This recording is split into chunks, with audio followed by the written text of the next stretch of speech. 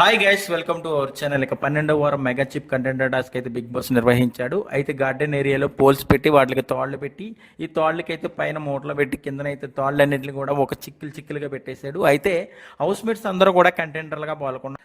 Tasty Teja తప్ప, ఎందుకంటే tasty Teja cheap contender అవకాశం లాస్ట్ వీక్ కోల్పోయిన సంగతి తెలిసిందే. అయితే ఇందులో భాగంగా హౌస్ మేట్స్ అందరూ కూడా పాల్గొన్నారు.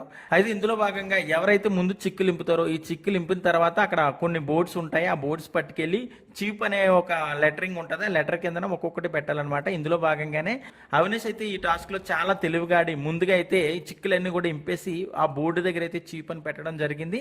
దాని తర్వాత రోహిణి కూడా చాలా బాగా ఆడి కూడా రోహిణి పెట్టింది. దాని తర్వాత నిఖిల్ పెట్టాడు.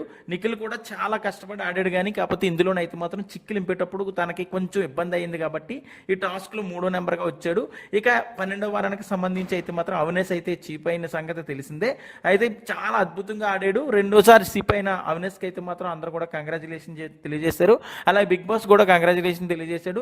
అయితే బిగ్ బాస్ ఎప్పుడు కూడా చీప్ అవడానికి ఇంత సింపుల్ టాస్క్ అయితే ఎప్పుడు ఇవ్వలేదు. ఇది ఫ్యామిలీ వీక్ లో భాగం కాబట్టి అందుకే చాలా సింపుల్ టాస్క్ ఇచ్చాడు. ఈ టాస్క్ అయితే మాత్రం ఆ 10 నిమిషాల్లోనే పూర్తయింది. అవినేష్ అయితే మాత్రం 12వ వారానికి చీప్ అయ్యాడు. సో అవినేష్ చీప్ అవడం ఎలా అనిపించింది అనేది అయితే కామెంట్ పెట్టండి.